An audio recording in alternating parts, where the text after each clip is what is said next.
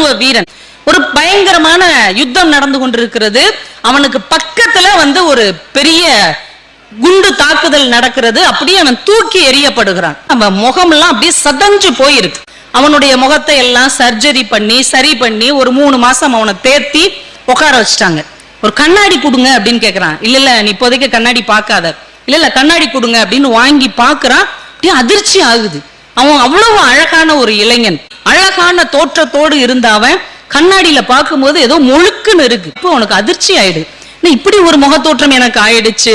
சரி, எனக்கு கொஞ்ச நாள் லீவ் கொடுங்க, நான் எங்க அம்மாட்ட போய் கொஞ்ச நாள் இருந்துட்டு வர்றேன் அப்படின்னு லீவு வாங்கிட்டு அம்மா வீட்டுக்கு வர்றான். அவனுக்கு அம்மா மட்டும்தான் உண்டு, அப்பா இல்ல, செல்லம்மா வளர்த்துருக்குறாங்க.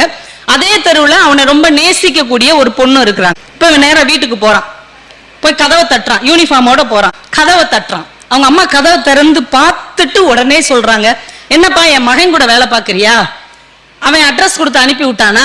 எப்படி இருக்கிறான் என் பையன்? நல்லா இருக்கானா? ரொம்ப யுத்தமா இருக்கு போலயே, ஒரு கடிதம் கூட எழுதல, ஒரு 3 மாசமா எந்த தகவல் தொடர்பும் இல்லை அப்படிங்கிறாங்க.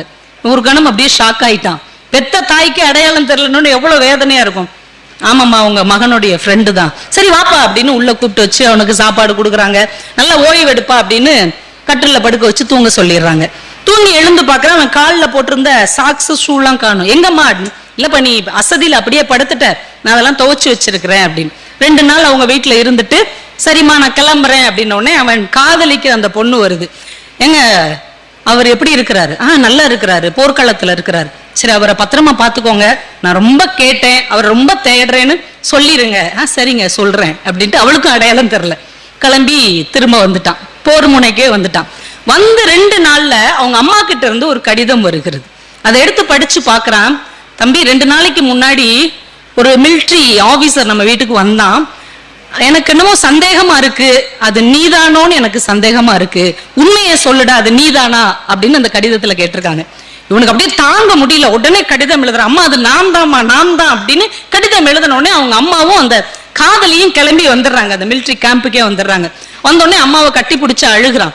ஏன்டா நீ என்கிட்ட சொல்லல? அப்புறம் எப்படிமா என்னைய கண்டுபிடிச்ச? இல்ல உன் சாக்ஸ நான் துவைச்சேன் இல்லையா, அப்ப அந்த சாக்ஸ்ல உன்னுடைய வாசனை வந்தது, அதை வைத்துத்தான் இது என் மகனாக இருக்கும் என்கின்ற சந்தேகம் எனக்கு வந்தது அப்படின்னா.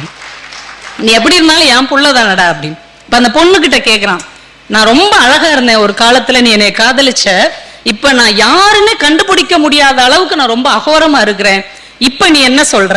அப்பதான் அந்த பொண்ணு அவனை கட்டி பிடிச்சுக்கிட்டு சொல்றா, இதற்கு முன்னால் நான் உன்னை எவ்வளவு நேசித்தேனோ அதை விட அதிகமாக இப்போதுதான் நான் உன்னை நேசிக்கிறேன் என்று சொன்னார்.